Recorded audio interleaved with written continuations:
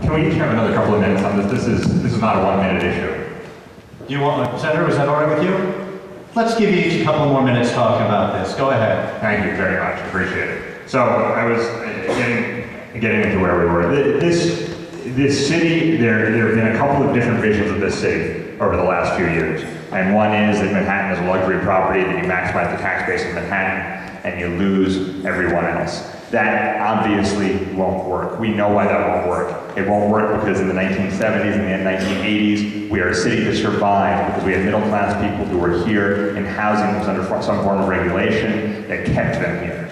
We need to do it for that reason. You know, we talk about getting rid of vacancy decontrol and luxury decontrol. My opponent was part of a deal in 1997 that gave us the current luxury decontrol system that we had, which meant that if you were so incredibly wealthy in New York that you made something less than $200,000 a year, it's $165,000 now, then you could no longer have your rent regulation. You would have it taken out from under you. That is unacceptable. Here's what we need to do. We need to get rid of vacancy decontrol right now. I don't think that a Democratic Senate is going to be enough for it. Look at where the contributions come from. Look at how much money is taken from revenue. I thought we were doing 2 minutes. We have less time than we thought. Fair enough. Yeah, we got to get rid of vacancy decontrol. It's incredibly important for folks who are struggling, who need to keep their homes. It is equally important for folks who are in the middle class who can make their lives here because they have rental stability. They know that from 1 year to the next what they're going to get. We need to preserve every Mitchell-Lama rental that we have, period. We need to have a law to do it. That hasn't happened in Albany. And then once we've done that, once we have saved the affordable housing we have, we need to sit down, because the fact is this mishmash of systems, 421A, inclusionary zoning, J51, rent stabilization, rent control, Mitchell-Lama, NYCHA, do a lot of good for a lot of people. We need to have a comprehensive one for the 21st century. Thank you. Thank you. Senator Connor, Thank you. You know, one of the first things we have to do, and I'm a co-sponsor of the bill and have been for years, is bring home rule control back to New York City over rent regulation. We need to repeal the law that took away New York City's authority.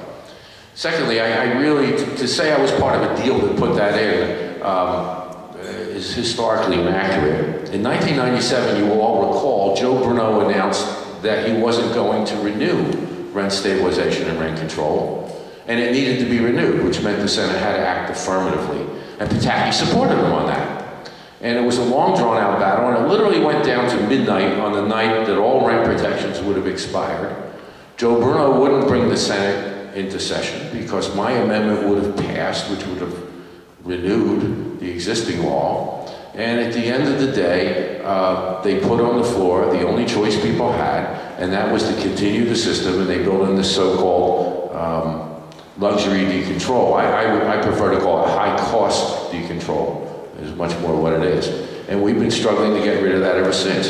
Now that we have a Democratic governor who will be on our side, and when we have a majority in the state Senate next year, we're going to be able to undo all the damage that was done by all those years of George Pataki and Joe Bruno being in charge. That's the simple fact. And if you'll remember the headlines, Bruno declared rent control and rent stabilization dead on arrival. And we stopped him from doing that. He tried to do the same thing with the loft law. We stopped him and forced him. But unfortunately, with the divided control in Albany, we have always had this tension there, and we've always had to pair it to something else they want or whatever to preserve it. We would have lost it 11 years ago, but for that.